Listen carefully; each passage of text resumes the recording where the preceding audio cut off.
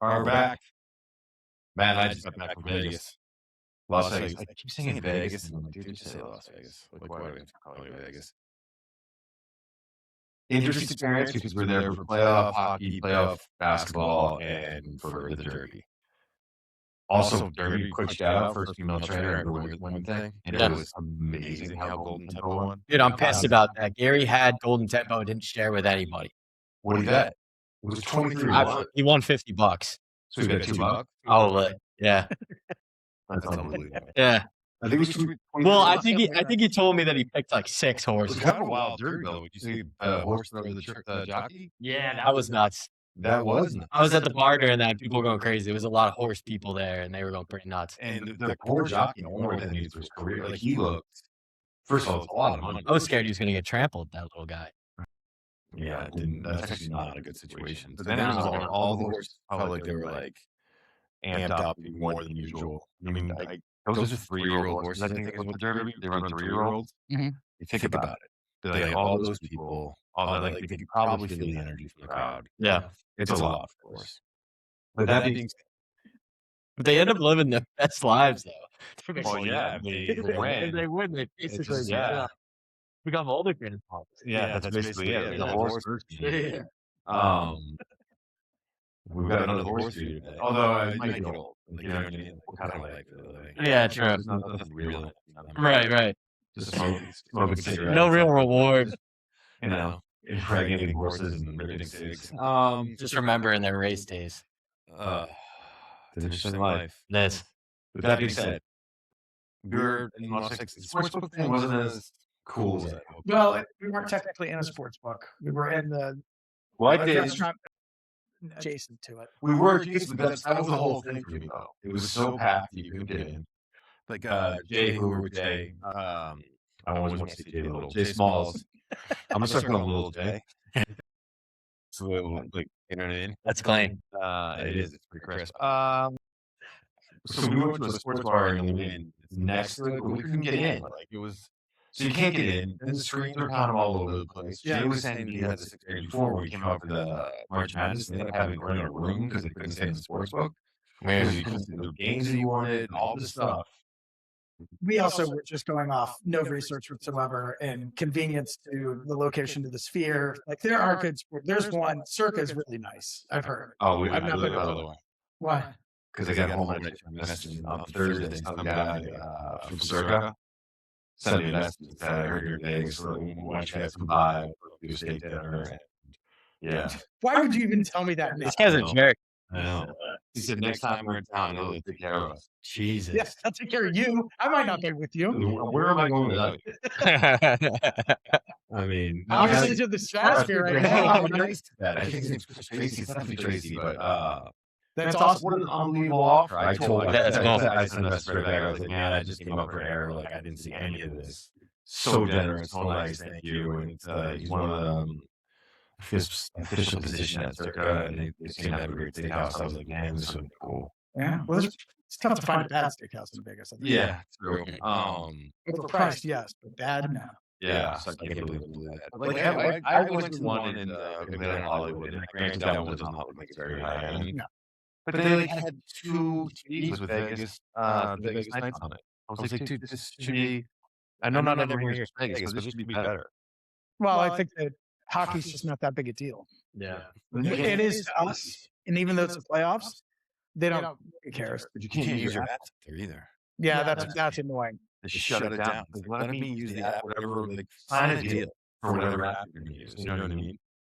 So, or have your own app, or you have to go downstairs and show them your ID to do it. I was like, we're at the cabana by the pool. Nice. We did that. That would have been a service. It was like $450, and one of them out in a canoe or something. Like, some bar stole them just to eat Jay's face. So, like, what are we doing here? It wouldn't be fair, but it's still fun.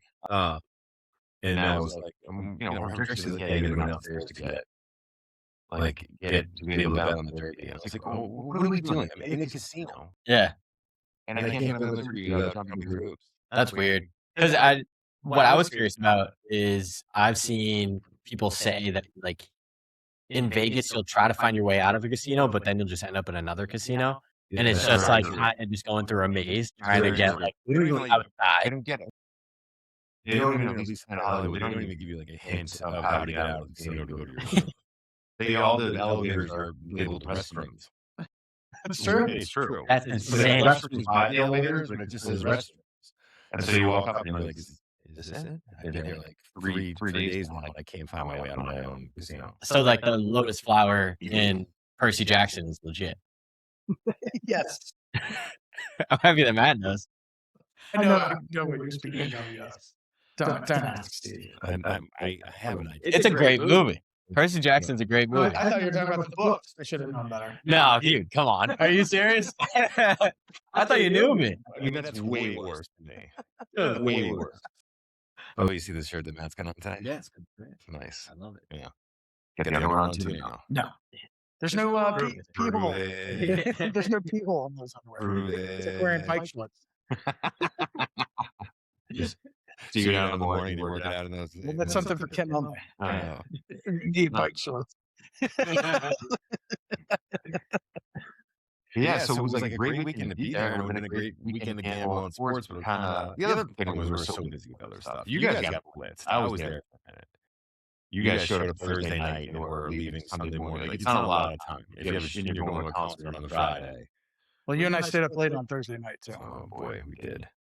As you should. And Sam, Sam and Alex like texted us at like, they're like, come over. I'm like, yeah, let's go. 11:45. So when they texted us, Yeah. Well, we didn't get there at 11:45. No, we got there at 1.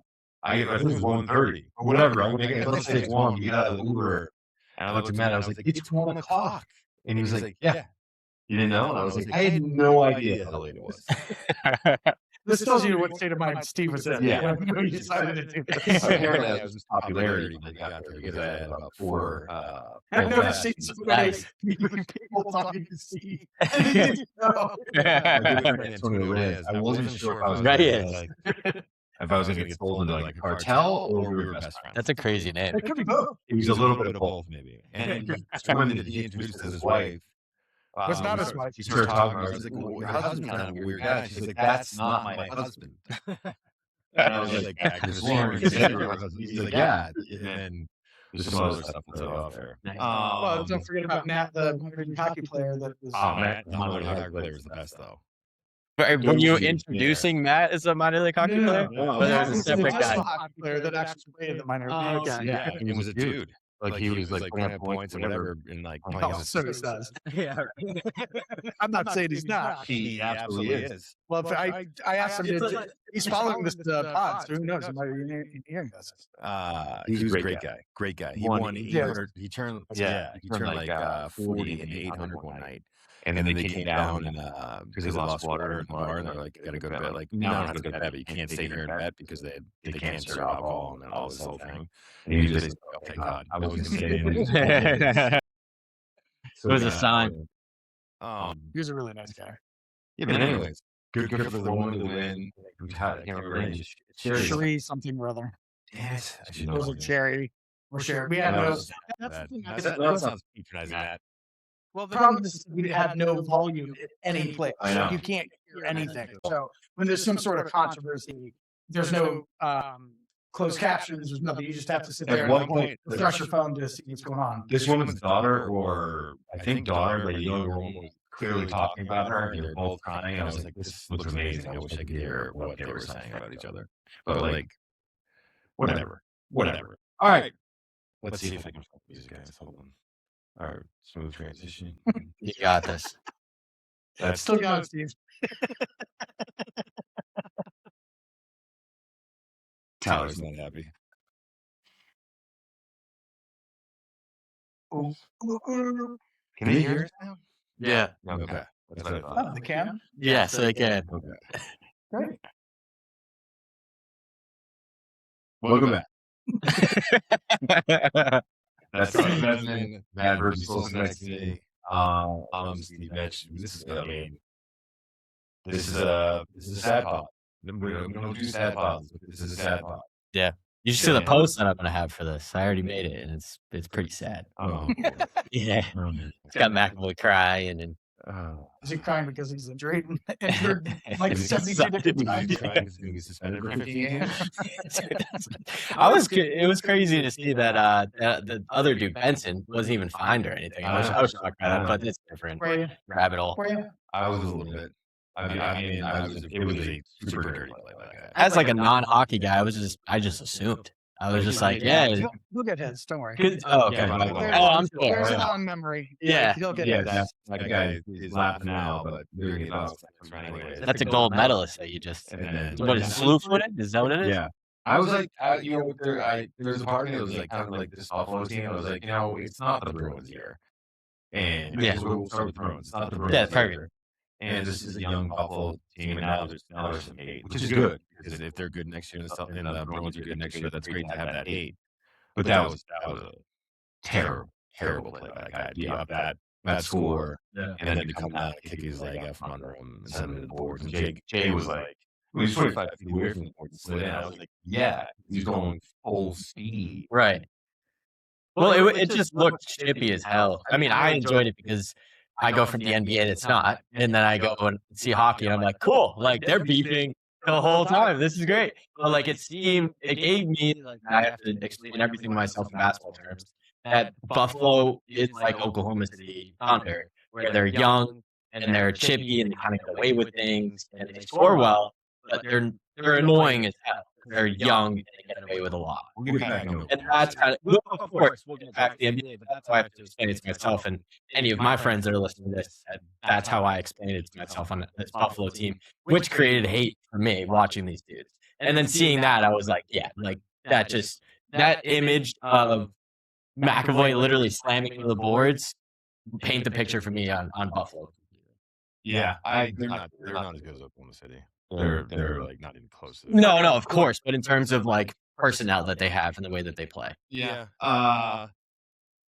Matt, I want to hear your take. I just want to say this: I'm really tired of the Bruins not showing up in games, like complete games. They're like 4-11 the last 14, 15 games at home. I'm tired of them not showing up in games. And I don't want to hear about the fan base. I don't want to hear about any of that crap. I'm tired of them not showing up in games. And I'm tired of them not showing up in like elimination games or like really I know they extended the series with Pasta when they're down 3-1 in a game like Buffalo can give away. And a young Buffalo team is probably not ready to they don't have that killer instinct yet. Great that you got the overtime, and then you show up and just lay an egg. I think they just laid an egg in this game, and they did it in a game. Was it game 3? Yeah, game 4. 6-0. No, it's game 4 that was 6-0. What are we doing? I'm just tired of that crap. I don't know what the answer is, and I know you think that this is what we're talking about. Donnie Sweeney actually did a good job putting his team together. I'm like, maybe they have no back. There's no back. Maybe he put it together in terms of numbers and making a playoff push. They shouldn't have made a playoff push. I get it. I do believe this was a successful season for them overall when you look at where they got. But when you see the end product and there's not enough effort and there's not enough fight and not winning 50-50 bucks, I don't mind you lost. It's the way they. Yeah, they had no jump. I don't understand the no jump. And that's why I think that's on the players. I don't think that's on the front office. I don't think that's on coaching. How's it you? As a player, you need to be ready to play. Sure. Who picked the players? Well, Don Sweeney. I get that. He picked the players. But I also give him a lot of credit because he didn't buy at the trade deadline. Because this team, even with an extra piece, was not going to go anywhere in the playoffs. So I'm glad that he just bided his time. Was like, we'll gamble for the rest of the season. Great, we got the playoffs. Now we've got a little bit of all of our young guys got 6 games of playoff experience. Fraser Minton, that's awesome. I'm glad he got the experience. Husendinov got the playoff experience. Guys that have never had that experience now know how hard the playoffs are and can actually. So I'm glad that they got a little bit of experience, but I'm glad that Sweeney didn't sell it, or try to sell future draft picks. We have a pretty good haul coming up. And pretty soon we're going to find out if we get Toronto's pick this year, or if it kicks the next. If it gets kicked to the next to 28. Then we have 3 first-round picks in 28. Yeah, it's great. Well, I hope Donnie Sweeney can pick guys. That's my whole point. He doesn't pick well. No, he doesn't pick well, and you say it's the players. Well, he picked the players. He put this team together. So it might be the players. Might be right. He might have to clear out certain people on the roster. But that's his freaking job. This Elias Lindholm contract. It looks albatrossic. I made that word up, and it's albatrossic. Yeah, it is. It's not I would good. have believed it was real. Yeah, it's not. I said you like that's bullshit. Yeah, no, of course. Yeah. I do have a good. So you mentioned the fan base early on. Of what is like that whole issue with the fan base? I think the fan base, understandably now, based on what's happened, gets tight in big games. I think they get quiet and start to sit on their hands because they're like, "Here we go again." Yeah, But fair. they're conditioned to be that way at this point. Yeah, Also, we need to change the color of the seats back. dude. Yeah, dude. I saw that on Twitter and I was like, "This is so ridiculous." But I'm still gonna send it to What them. did it say? Basically, I don't know the exact Yeah. record, but we won way more games when our seats were yellow versus now that we swapped our seats to black. And the Celtics and the Bruins have been on decline. I think during the seats being changed to black was during the 2024 season, so we did win a championship with the Celtics. But ever since then, they both suck. That's got it. The Bruins' home playoff record since they changed seat colors is 18-21, and the Celtics are 28-23. I mean, the Celtics are awful at home, so Better than the Bruins. At least they're above 500. And That's that's true. true. I wouldn't blame the crowd. I mean, the Celtics crowd is still awesome. yeah, no, that 100%. It looks so much cooler with yellow seats. Right? It does. Yeah. More open. Like, it looks Yeah, and even like Celtics games would look a little weird because you would have all the green and the white and then the yellow, but at the same time, it seemed to like fill in the crowd a little bit more than what it is now. So Yeah. I miss So, it. The Bruins have the good news for the Bruins is. Let me ask you this: Are you giving the seat to anyone? What's that? Are you giving the captaincy to anyone? That's what I mean. Man. Yeah. That's a bad sign. Yeah, they like. Give it to McAvoy. It's sort of like.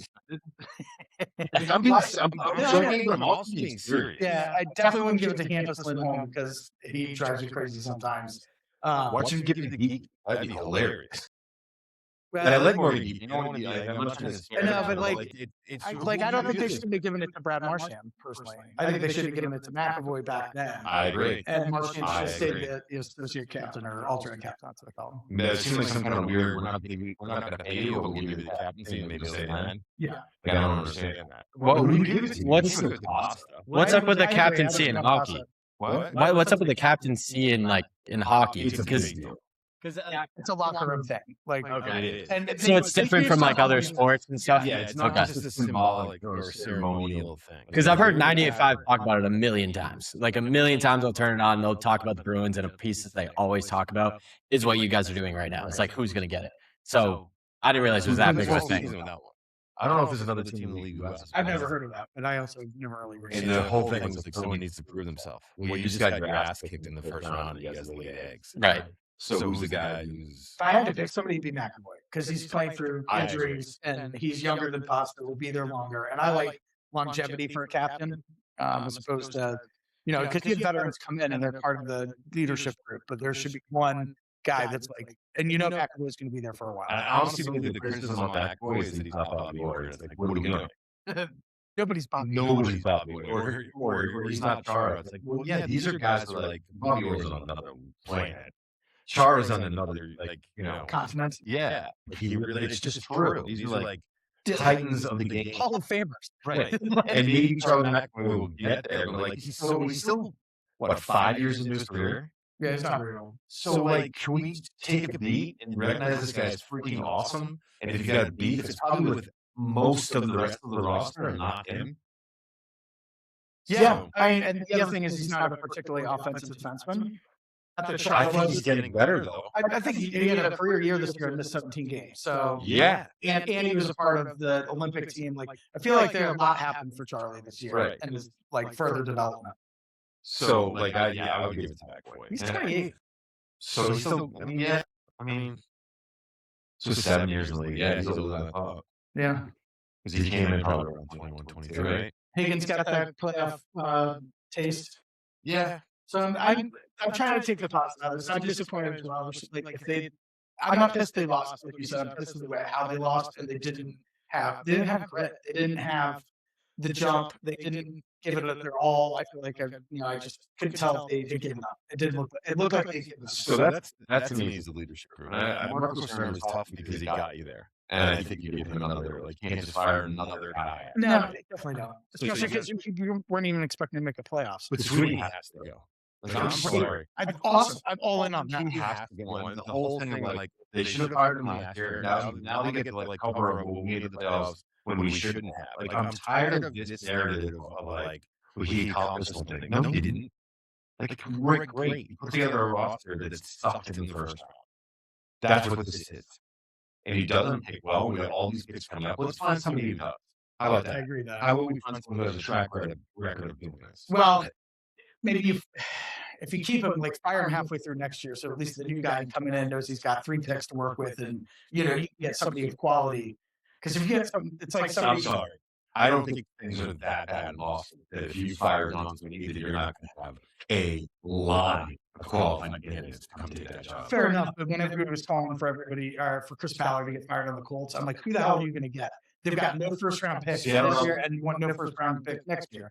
They're being dealt a terrible hand. I think this is a different job if you're a hockey guy. I think if you're a career hockey talent guy, it's a the Boston Bruins, the Boston freaking Bruins. Sorry, and I know, like, the Indianapolis Colts are like, we have Daniel Jones there too.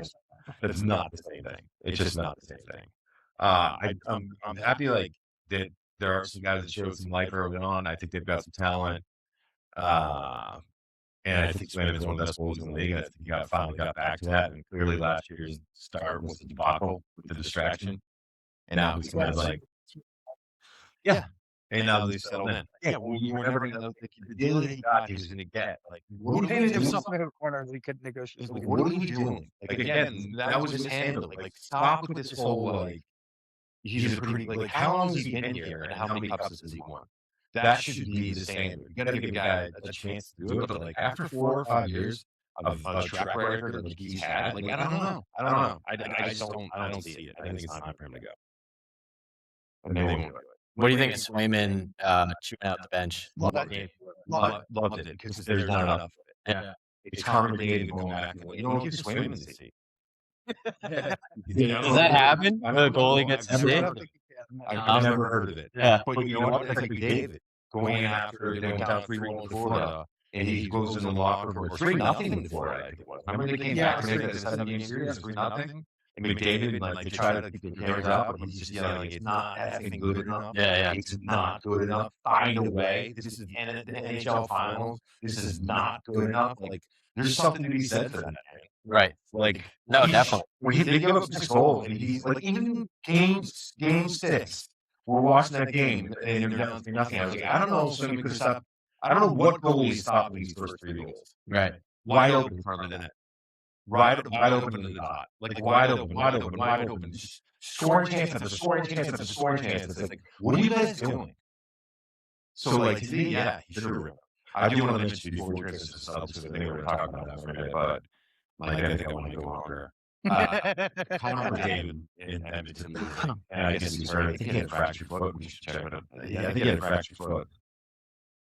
Is devastating. Because this should have been the year. We're going to look back, and of course he's injured. But Fractured foot in the ankle area. We're going to look back and see, like, how did he not get one? And I think it might be the end in Edmonton. Just kind of sad because Edmonton has such a storied history. And it would have been nice to win a cup with the team that drafted him. And maybe he does it. Maybe he has, like, that I'm only going to play for one team thing. But I don't know, man. What do you think? If I'm him, I'm going to some place that has a Vezina goalie year in and year out. Yeah. That is why he does nothing. Far as, like, you can only do so much, but the goalie, you need a good goalie. If you're like, you kick out Don Sweeney, they bring in either of you guys. Are you gutting your roster for Connor McDavid? No, you don't know for Connor McDavid? No. Yes. That's my question. Sorry, I didn't hear the end of it. Yeah. Jesus? Yeah, you do whatever you can for McJesus. So, like, let's say it's Pasta and There's nobody safe. I don't know. Nobody's safe. Even No. you're even saying like McAvoy gone. Yeah. Yeah. Okay. And I hope that's not the case because I like McAvoy. No offense, McAvoy. Yeah, okay. You know, Nobody's gonna like judge you for no. doing whatever you need to do to get McDavid in the building. I mean, and honestly, I think even from like a GM owner standpoint, if you are the Bruins and let's say you do that, you're gonna you're going to have people buying tickets. Like, you're not going to have a problem selling merch and putting people in seats at all. No. If McDavid's there. But Boston will be in a good position. They'll have 3 first-round picks, maybe 4, if with 27 or 28. Trade them all. I mean, you Trade everything. Yeah. Also, if you're listening, McDavid, my wife has her Massachusetts real estate license, and as an added perk, I think she would probably take a cut to a rate to help you guys find your family. So you got that. If that helps you make any kind of decision, Iris is here for you. Right? Can we have her Instagram? We should get out to the Instagram. you could. I was trying to go to ChatGPT at the same time. I got distracted, but I was trying to see, like, if you did pasta with those 3 futures, like, let's say that does end up being a 2028, the 3 futures, if that would work. And ChatGPT is like, no. Yeah. And it basically said, like, if you're Edmonton, you're asking yourself, am I really trading the best player on the planet for this? And that was the question that ChatGPT. Well, Pasta That's has true. great money. He's like signed for a long term at low money. And what Interesting. what it's not accounting for is that Connor McDavid walks in your office and says, "I'm either signing with another team when my contract's up, or you're going to trade me," and that's what Right. precipitated a trade. Because they're not trading him otherwise. No. He has to go to them and say, "Look, I want the franchise to get something for me, and I'll do right by you guys. But if you decide that you're not going to do that, I'm walking." Yeah. So one way or another, I'm going to be in another sweater either this year or next year. So how do you want to handle it? Right. It's kind of what Martian did to the Bruins. Right. At least we got something for him. My last question on the McDavid point, just because I'm curious, is if, let's say that does happen, McDavid goes to them and he's like, I'm in a different sweater. Like, do you think the Bruins are maybe a top 3, top 5 team on his list? He grew up in Toronto. I don't know. If he goes to Toronto, I I will be so upset. That would suck. Oh, That would suck, yeah. oh, and you're guaranteed not to win. Semi-pro hockey player Matt. Yeah. Semi-hockey pro player Matt from Las Vegas saying that Minnesota made sense from like a cap sense and a player trade sense. He said Dallas. Oh, Dallas. Sorry, he did say Dallas. He is a Dallas fan, so Yeah. And he's like, I believe that. all of us were like, you know, he's like, I'm not just saying this because they're my team. We're like, okay. Semi-pro man. I don't know about that. No income tax, so he can take in his full $250,000. Yeah. That's true. How pissed would you be if he was in Florida? Pissed. Florida, Tampa, Toronto would be Montreal. Would be the 4 teams where I'd probably lose my mind. Yeah, Florida can't afford him, so Right. they're so locked in on all their current guys. I would hate the Rangers, but also seeing him play for a big market team like the Rangers would be kind of cool. That's what I think the NHL, Would it's good for the suck. NHL if that It would happens to play suck, for a big don't get me market. wrong. I would love for him to stay in the Western Conference. Yeah, if he's not coming here, Yeah. like stay in the Western Conference. Yeah, Damn. my allergies are killing me. How do you want to start the Celtics? Just disappointing as hell. I guess, The Jones will blow the game with that lineup. I mean, I guess, yeah, I'm down to start there. So the lineup was it is Jaylen Brown, Derek White, Shire, Harper Jr., Luke Garza. That's Embarrassing. That's what we rolled out to start this game. Embarrassing. And he got jumped, by the way. It wasn't like they hung. Yeah. He got jumped. Well, and going into that game, the biggest thing that like I felt, and I need to stop listening to 98 because I'm really addicted to it. You would listen on the way over? I did. I listened to fellow guys and they were going off, and they made really good points. They pissed me off on a couple of things where I just felt it was dramatic what they were saying, but they made some really good points. Where I was just like, you guys need to stop, like, old man, like, shaking your fist. This is a lot of I thought it was a lot of old man takes. But I also feel those old man takes are legitimate. And one of the things we'll start with the starting lineup is that right there told me that they didn't really know what to do, but they knew they had to do something different. And they kind of just tossed crap at the wall, and that was it. And because I was at least saying before going in that game, you start Luka Garza. I thought right away you start Luka Garza. You try to figure out a way to get more shots up than having like Kate out there or Vucevic. His defense is worse than Luka Garza's. That's the worst trade Brad Stevens has ever made. I'm like so upset about that. Going back on it, he's gone. Absolutely gone. But then add Ron Harper Jr., who I love. He's a fantastic player that played at Rutgers and was friends with my friend Geo Baker. Like, really cool to have him on the Celtics and be playing well. I was just going to say, you want to pick that up before? No, I'm leaving it. You don't even know what we're talking about, dude. No, I know exactly what you're talking about. I told you I'm the king of humble brags. But anyways, that roster 100% told me, and we sat at the bar and all looked at each other like they gave up. Like, they gave up by putting out this roster, especially like, how the hell is Pritchard not in that starting lineup? That's what's crazy. And like, you can do Walsh. You can realize, and I think that's something that Felger and Maz was going on and on about, is like, you have to adjust, and Joe can't. And I am kind of starting to hop on that bandwagon. Is I have not seen Joe be in the middle of a game and be able to adjust to what he's seeing on the court. He's three and like, just chuck up threes, and he's gonna die by the three. And you have to adjust at some point. And I think with the Celtics, especially with that lineup, what it kind of told me was, all right, maybe they're going more defensively. And then it didn't work. And then he didn't adjust. And then he was still stuck to just, let's chuck up threes. Like, I actually had a hard time. I think the Joes become a better. I think they came back because they're a more talented team. Remember when he couldn't? Do you think this Celtics roster without Jason Tatum is a more talented team? I think from the depth standpoint, Who was yes. the top three for the 76ers? It's tough. You shorten your rotation in the playoffs, man. This is the whole thing. No, and I get that, but we weren't playing with a starting lineup. You weren't? No, dude, we were playing from, let's say we'll add Tatum into it. We were playing Derek, we were playing Pritchard, we were playing Jalen, we were playing three bigs. We were playing multiple shooting guards, multiple small. We were playing around like 10 guys throughout this series. I understand that. Sixers were playing a shortened lineup. Right, but the better freaking team. That's what I mean. I don't see that as a better team. Really, who are the top three for the 76ers? Top three are going to be Maxey, it could be VJ, Embiid, or Paul George. I would say it's four. Those four dudes, and that's Who's it. the best player in that series?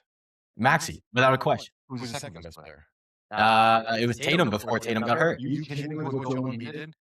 Joel Embiid played really well. I'm not saying he's the second best player in that series. Couldn't guard him. Kada couldn't guard him. Our bigs suck. None of our bigs could guard him. But I'm not saying Embiid is the second best player in this series. You guys talk for a minute. I want to look at what Embiid did in this series. Embiid was fantastic. He facilitated really well. He's the third best player in that series. I don't see him being the best player in that series because, yes, he made a difference when it came down to Game 6 and Game 7, but they still beat us in Game 2 and hung with us in Game 3 and Game 4 because of Tyrese Maxey and VJ Edstrom, and then Paul George stepped up when he needed to step up. It was those three guys, and we couldn't figure out how to get our shots to fall, and it's honestly because our team wants to stay by, you're going to shoot threes, and if you lose, then you at least shot the threes and stuck with your plan. We don't have a roster of good enough shooters to do that anymore. We can't do that. We don't have a big man that can shoot the three effectively, like Kristaps Porzingis did. We don't have multiple point guards that can shoot the three very well, like Drew Holiday when we had him. We still think that we have Kristaps Porzingis, Drew Holiday, and then on top of that, we think that we still have Luke Cornett on the team where we can just roll out a big man that's going to be able to be as effective defensively as Al Horford is on a big man. And we don't have any of that. We cannot adjust at all. So I just want to let you know what Joel Embiid averaged in this series. He only played 2 games. He played 4 games. Actually? Yes, he played 4 games. Lost 2. You know what he averaged? Go ahead. 28 points, 9 rebounds, 7 assists. How many did Tatum? Tatum's number 2. No question. Okay, fair enough. In this game. In that game, I told you, he was very effective. But in terms of the roster, the Celtics are that better team than the Sixers. With Tatum. Yes. Without Tatum? There was only one game without Tatum. There was a game and a quarter without Tatum. I understand. Without Tatum on the court. Yes. Without Tatum in the lineup. In this Game 7 game. The teams that are taking this court in Game 7. Yes. Who's the better team? You have to go with the Sixers. In Game 7. That's it. 100%. That's it. That's right. But also, it's the lineup that you're putting out there, and the lineup is awful. Agree. No, I understand those points. I totally If you went with your normal roster and you had Pritchard out there, you put Kata out there, and you ran a Pritchard, Eric White at the shooting guard position, not at point guard. Don't let him handle the ball. Jaylen Brown at the 3, you put Garza at the 4, and you put Kata at the 5. That is a good roster. That is a good roster to play against the Sixers and match up effectively. And they did not do that. They have no answer for Embiid. You could have figured out with having those 2 bigs. They didn't do 2 bigs. They decided to run not in that starting lineup. Oh, you wanted to speak at the same time. That's when Embiid is on the floor. They are not focusing on Embiid. That's what I'm saying. They don't adjust well at all. Anything that they see on the other side of the court, they're not adjusting well. You have Embiid going one-on-one, and that's the other thing. They had Jaylen Brown covering him in Game 7. What the hell are you doing? That I don't understand. It's just because they wanted to body him, and then Embiid, little bro, Jaylen Brown the entire game was slapping his chest, messing with him, and Jaylen Brown choked. Yeah. It was embarrassing. I just think that's a terrible matchup for him. But maybe they're doing that because the guy is forcing everyone else on your roster. Adjust. This is my whole point. With who? You figure it out defensively where you're able to have you're able to run a defense where you have, let's say, like I just said, I would have ran 2 bigs out there. I would have had Garza out there and I would have had Kate out there at the same time. Honestly, I would have paid Vucevic. You traded for him and you gave up Anthony Simons, who's one of your best 3-point shooters. I would play those 2 dudes on the court at the same time. I'd have Kata focused on Embiid, and I'd have Garza figuring out a way to be around that paint to help. Then I would have 3 that are flared out towards the 3-point line and are able to fill the gaps of each one of those shooters, which those shooters are Tyrese Maxey, VJ Edgecombe, and Paul George. You're able to flare out those other 3 and have 2 big men focused on Embiid. Anytime he gets the ball, double team with Garza, double team with Kata. If someone's cutting, you have Jaylen Brown right there behind him, or Derek White, the best blocking point guard in the league, right there. They decided to let ISO ball happen from the paint and from the block with Jaylen Brown or Kata or Luka Garza or Vucevic. That doesn't win you basketball games. I agree. We didn't even let Al Horford get one-on-one with him back when he was here. We still had a guy right there. They didn't do what you said, and I think that's interesting what you're saying. But I think with their end of this, they were like, our big 10 guards are just going to go small. And it's embarrassing. Well, I don't know if it's embarrassing. It was. Here's the thing: you may not like the adjustment that he made, and that's fine. But he did make an adjustment. It just was a long adjustment. I think this is what concerns me a little bit. This game has me wondering how much he talks to Brad. And I think that Joe Mazzulla is a very talented young coach. And I'm glad that he's coaching the Celtics. Mhm. I'm glad. Like, I don't want to get twisted, but maybe we're a little too greedy. Like, I think he might be drinking his own Kool-Aid. I think he might be reading the newspaper about how great he is. And maybe and Brad said, "What do you think?"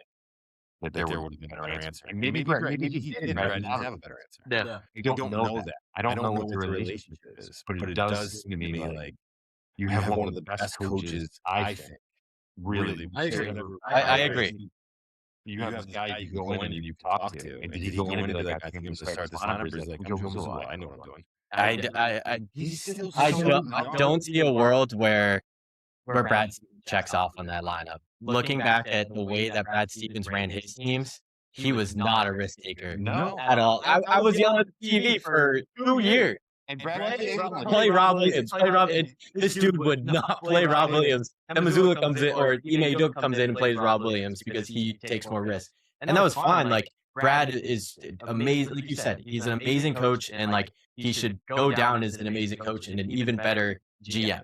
Yeah. But like, I don't think Mazzulla went in. 98.5 talked about it a little bit too, and they were like, we think that Brad should fire Joe Mazzulla in like a year or 2. Like, there were callers that were like, you have to fire Mazzulla, and I'm like, that's just idiotic. Yeah. When he shows up in Miami, you're not going to Right, exactly. And then they were mentioning like, we were calling for Mazzulla to go to Brad, or Brad to say something to Mazzulla about the amount of threes that they're taking, the strategy. And they were like, in November, we saw a game where they lost. They put up 53 point attempts. And I remember being all over the news. The amount of 3-point attempts. I don't agree with it. And that's where they were saying with that situation where they're like, afterwards, they started shooting like mid-20s when it came to threes for a long time until it came to closer to the playoffs. And maybe that was because of Tatum coming back and they changed it up. But they were like, clearly Brad said something. Clearly Brad walked into the room and was like, you can't keep doing this. You just got smoked by like Charlotte, putting up 53 attempts. Like, that is embarrassing. Yeah. Well, that's the Achilles heel, I feel like, of this team is that if the threes aren't dropping, they've got nothing else. Yeah. And, after I can't stand watching everybody stand still. I'm like, run. I'm like, I feel like I could coach an NBA team and just be like, I'm going to have a bunch of guys who are so well conditioned and so on the ball, like annoying, that by the fourth quarter, all of the opposing team's exhausted and I can just do whatever I want because it drives me crazy. None of them move on the offensive side of the ball. You'd be like Thibodeau. That's what he did in New York, and New York is annoying as hell to play against. Detroit is annoying to play against. They play like that. Well, I love it. Everybody like sits in this like, oh, it's ISO ball. Get it to the super max contract guy and we'll just let him work his magic. And here's one of the things I don't think really. I agree with Matt, by the way. I think that Jaylen Brown's an unbelievable player, but he's nowhere near as good as Tatum in this area, and he's just not a great ball handler. Every time he's supposed to dribble, dude, it would, and it was just like, my thing is, if you're going to do this dribble drive kick, he's not a right player for the system. No. Unless you can have him as the kick-out player, but he wants to be the strong drive player. Right.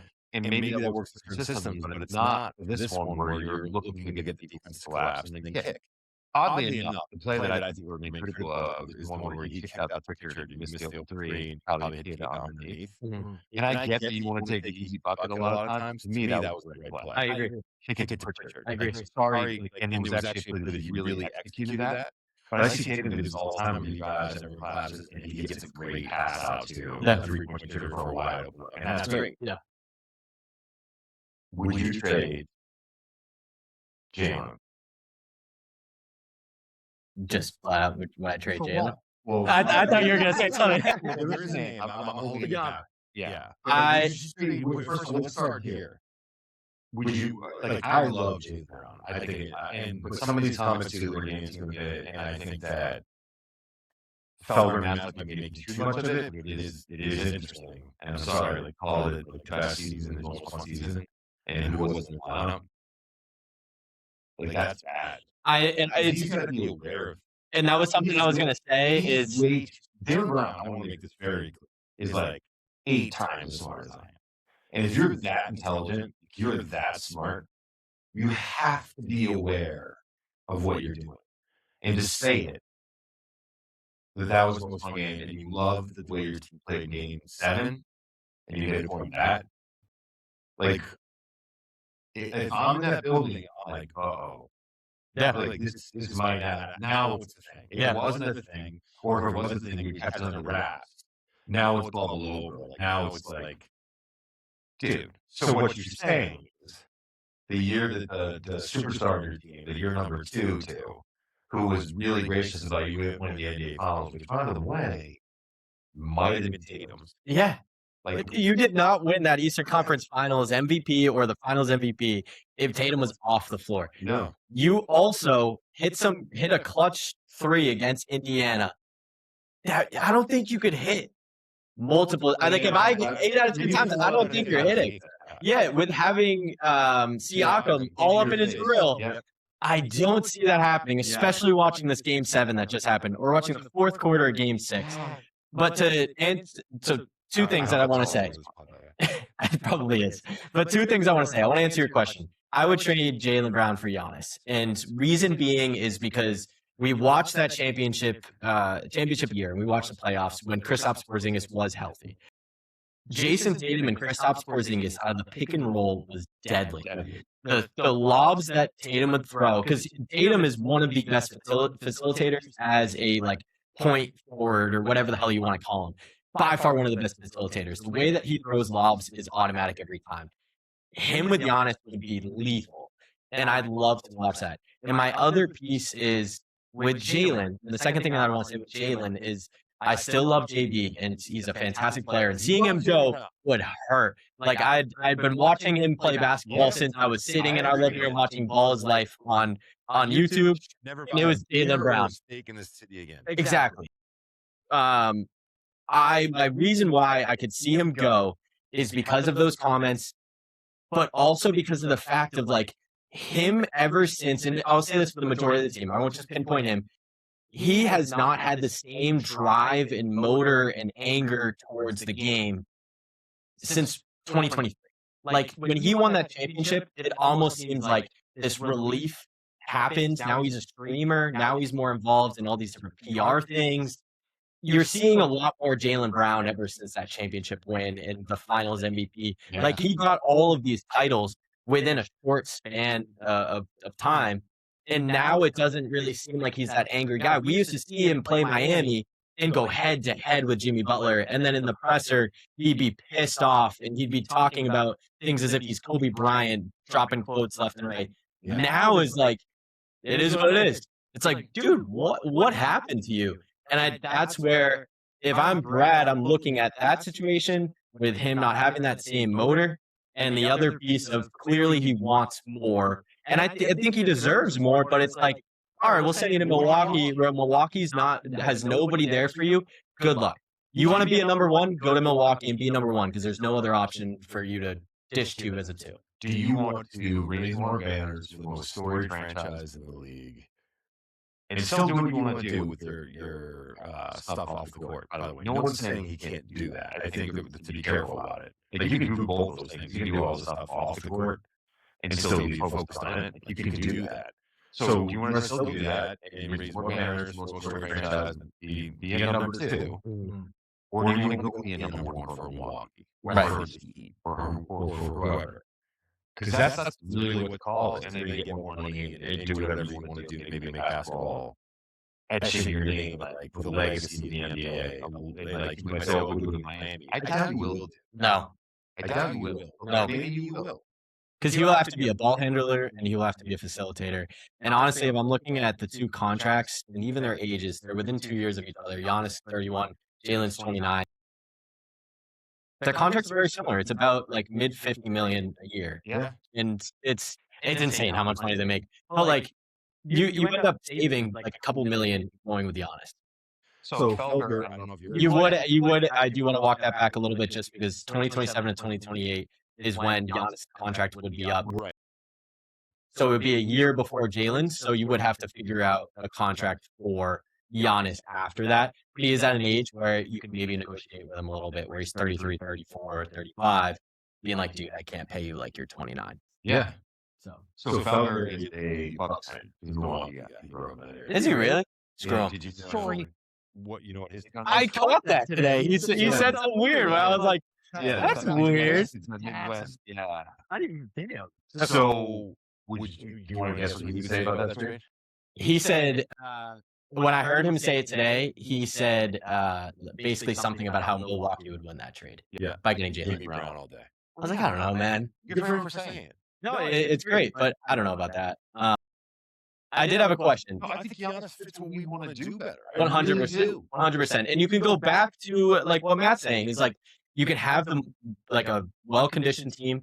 You can still have the Derek Whites of the world where you don't have to put as much offensive stress on that guy. Right. You can focus on being a defensive team where you have Tatum and Giannis leading the way and playing two very different positions.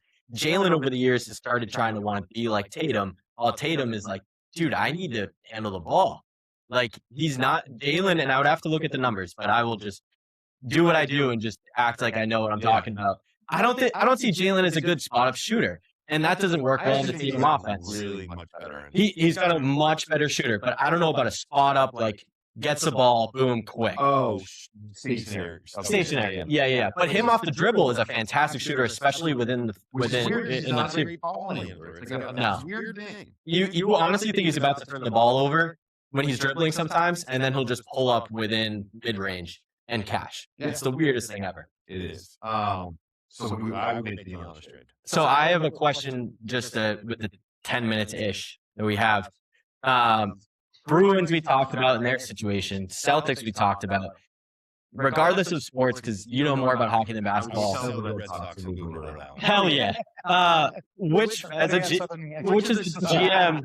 Which is a GM would you rather? Would you rather be like in a Celtics position where you have all of these pieces but you're not getting it done, or would you rather be like the Bruins where like you kind of got there but like not really, but there's a lot of work to be done. Celtics. You want to do this?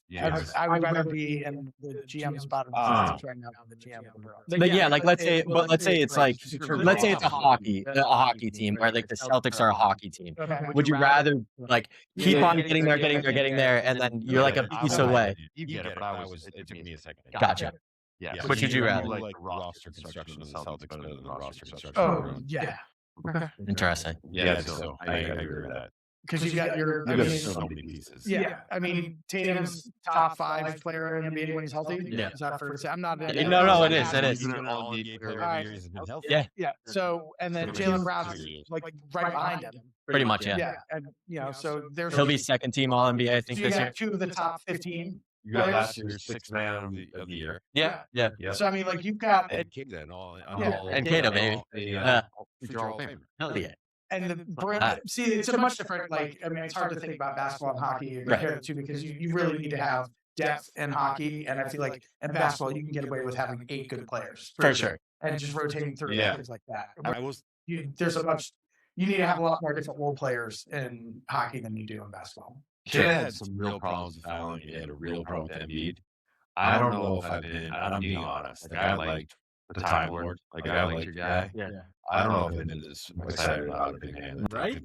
Like, and we give you a hard Dude, time. he's an angry basketball player, man. Not only is he angry, he's starting to become a much more skilled basketball player. Yes. Andre Drummond had no shot against him. I forgot about Andre Drummond. He did surprise me a little bit, but yeah, He put Andre Drummond in a blender. he did. Like, that He matchup did. was bad for the 76ers. And his footwork and the way he set Yeah. his shots, and he's got to finish a little bit better.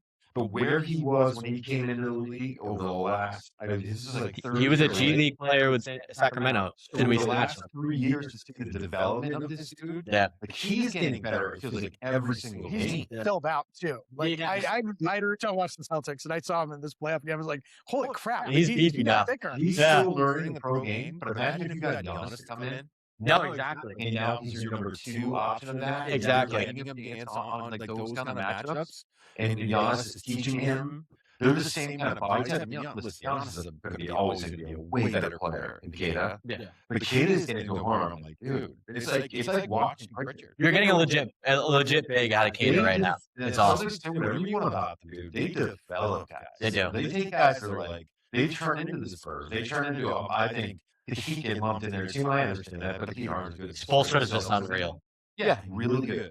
But I like the way they develop players is insane. And watching Kata in that game, I was like, it's rough because you're not a big enough player, you're not enough of a pro yet to handle what the Heat's throwing at you. Right.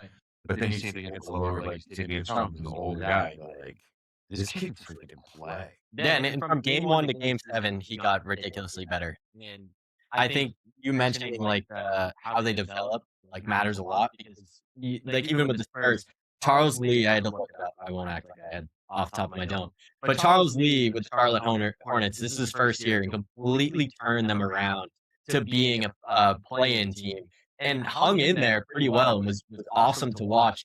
He was the second guy to Joe Mazzulla, and he was the third guy to Brad Stevens. Actually, I think he was potentially the second guy to Brad Stevens because Mazzulla was in the second row of coaches when he was selected. So it's insane. Like with the Celtics, it's hopeful for the future on like them like bringing in players. Like I'm excited for the draft to see who they get and work him into the rotation. Amari Williams, Hugo's been amazing, but like Amari Williams, I'll just claim a guy going into next. Amari Williams is a big man on the bench who is going to be absolutely awesome. I think next year and will have more minutes. That's going to be a guy that I'm excited to see the development for. But it was just disappointing to see what this season was, and I'd look to trade your big pieces. I would look to trade D White. I would look to trade Jaylen Brown. I'd look to trade. D White a lot. I like D White a lot, but he didn't show up in the playoffs, and I think that Did you show up in the playoffs? You see him in 7? Defensively, he was much better in Game 7. I know. Game 7 he's much better. Did they ever say how that happened? What? How Like how he passed his hand, like a chunk of his hand. I don't know. That used to happen to me all the time with volleyball, just diving on the ground, dude. It's just court burn. No, it was a chunk. He picked it up off the floor. Yeah, it's court burn. It was no. I'm telling you, it was a blood blister that probably popped, and that was just what it was. No, it wasn't. I'm telling you. They showed a picture of him like handing him the It was chunk of gross. skin that had like peeled off his hand. It looked like somebody took a pocket knife and carved it. A gnarly gash is what Did you they have something they're to say, called. by the way? Did you ever comment? No, I was just saying, in my head, I'm like, if you've got Jaylen Brown and Tatum, that's 40% of the starting lineup is 2 out of the top 15 players. Yes. And I'm like, the only thing in the, like, Leon Draisaitl and McDavid, I argue the Avalanche have that, and Cam McCarr and McKinnon. Yep. And so like, you've got that piece. Like, I want that. Like, you can build around that. And with it, like a goal.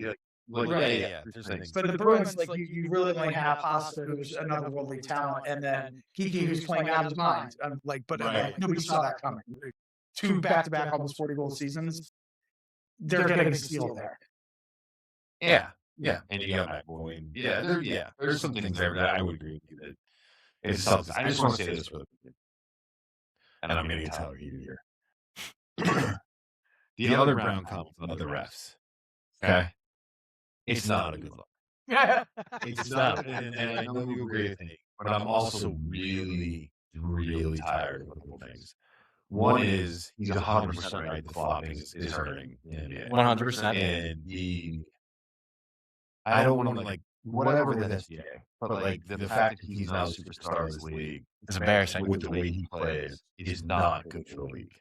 He's not good for the league. Even his comments about, like, I think the Celtics beat the Thunder earlier this year, he's like, yeah, Jalen got to the line like 20 times tonight. Great job by him, part of the game. It was clearly being that's part of the game. It's like they do. It's awful. Yeah. You know, No, it is. and they need to figure it out. And Jaylen Brown is 1,000% right about that. And he is 1,000% right about him being a flopper. Yes. And that's the game. No, it's true. It's the game, and that's how you win championships now, I guess. Like, whatever. I guess that's what it is. But I don't really have a lot of interest. I don't watch a lot of games. Watching these guys flail around now. It's awful. It is absolutely awful. I like. Can't stand it. I don't remember. It's hard to watch. I don't remember who it was, but Embiid flew across the floor like he got shot with a shotgun point blank. And I looked to see who it was, and it was like, and it was somebody tiny. I was like, you literally are giving up 80 pounds to this guy. There's no way that the physics happened this way. It's ridiculous. He's right about that, and I'm just going to say this again. I'm so over we have to protect the refs so much that we now have gotten to the point where, like, they're beyond criticism. I'm so over that crap. Like, they were bad in this game, and they've been bad in a lot of games, and not just the NBA. I think across sports, like baseball's kind of figuring out with these, like, which is so funny. watching I've seen so many videos of it, and it's so funny. And a lot of times players right. Yeah, no. Tap. Yeah, That was not a strike, bro. No, and it's funny because I've seen some of the umps where they're like, something that's close will go through, and they're like, strike? Yeah. And then Tap looks up, complete ball. They're like, damn it. Yeah, It's so funny. That's hard for them. I understand that. That's the gig, man. Yeah, you gotta be better. It's about getting it right. Right. And some of the calls in this game, some of the calls, like, it was like weak. Like, you can say whatever you want. They don't call a straight arm push off with someone's hand on their hip. I agree, but they've been doing it since Jordan was in the league. So the straight arm is whatever.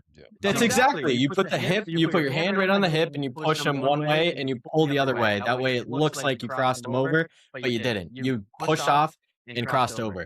They've been doing it forever. AI used to do it. The arm bar will get caught every time. That shit all the time, dude. Jordan never did. Jordan had a game winner that we all celebrate. That is a push off. Everyone said that should have been all the time. You know that, right? Yeah, but he still did. Was not called. You gotta go with it in that moment. Like, this is what I'm telling you. Like, that call, 90%, that play, 90% of the time, should call. Like, you can't. Like, I used to call Tatum for that play when he was younger. Yeah, it was painful. It's not like this is something the guys have been able to get away with. Like, I'm sorry. Like, there's so much bad officiating, and I know it's a tough job. But can we start holding guys accountable for what they do? Like, there's no way in the world, there's no job that you in the world you could be working your ass off as a bar back at Phobe's in Derry, New Hampshire, New Hampshire are working at Walmart, where you don't have some accountability, where you don't have a supervisor that comes in and says to you, "Hey man, like we didn't get that ice in time," or "Hey man, that should have been stocked better. It should have been cleaned up. There's a mess on aisle 17 that I told you to do 45 minutes. Get your ass in gear." But with refs, you can't say anything. And with refs, they don't really affect the outcome of the game. It's not the Celtics' fault. I mean, it's not the refs' fault that the Celtics lost this game, or the Colts, or the refs' fault that the Colts lost the game, or whatever you want to say. That's just not true. Yeah. That's not actually a thing. Because people want to say, like, oh, it's the loser's mentality to blame the refs. Actually, sometimes the refs just suck. Yeah. And the idea that we can't talk about that, or we whatever, it's a loser or crybaby if you do that, is starting to drive me up the wall. And it's not specifically the Celtics even in this game, because the Celtics it was a 1-point game. The Celtics couldn't hit a shot. It was a 1-point game 4 times. Couldn't hit a shot. That's your problem. Yeah. I'm talking about an overarching theme here of how refs lost that game, and I'm like so over it. Like it's awful. And I have one thing that I want to say that changes the sport, but it just happened, and I was pissed about it, even though I don't watch that often. It was right now what's going on is the D1 national tournament for men's volleyball. Okay. And what happened was it was a fifth set. So this set goes to 15 points. At this point, it was 14-12. It was UCLA versus UC Irvine. What ends up happening is ball comes over, UC Irvine passes the ball, sets the ball, outside hitter goes to swing, hits it completely out. What then happens is you do have a challenge in volleyball. Is that coach challenges? I would 100% do that as well. I just want you guys to go look at it. Like, I think it could have been a touch. Like, just go look at it. It's a final point of a very crucial game. They go look at it. Not even close to a touch. They call a touch. UC Irvine comes back and wins and beats UCLA and moves on and defeats the #1 seed. Not even, and like, I know that you guys didn't see it. After this, look it up and see it. And I'm telling you, you will pause frame by frame by frame. It is not even close to a touch by UCLA. That ball goes out. UC Irvine, obviously, UCLA is already celebrating. They're already on the court. The fans are on the court. They had to clear the court to get them to play again. And UCLA, obviously, the momentum's out the gym. Is screwed. Oh, The refs in every single sport has been awful. I mean, from the NFL, I don't know with the NHL, the NBA 100%, MLB, they're doing a good job with it. But the NBA, at least right now, is more focused on teams tanking than they are with the refs doing a good job. Good, because tanking's a real issue too. It's a real issue. And I can't say off the top of my dome, look it up. Like, Adam Silver is doing a good job of like how to figure out the tanking issue. He had a few ideas that I liked when I read it last week. But yeah, no, it's solid. Refs suck. All right, let's get out of here when it goes far. Loser. Too much Andre.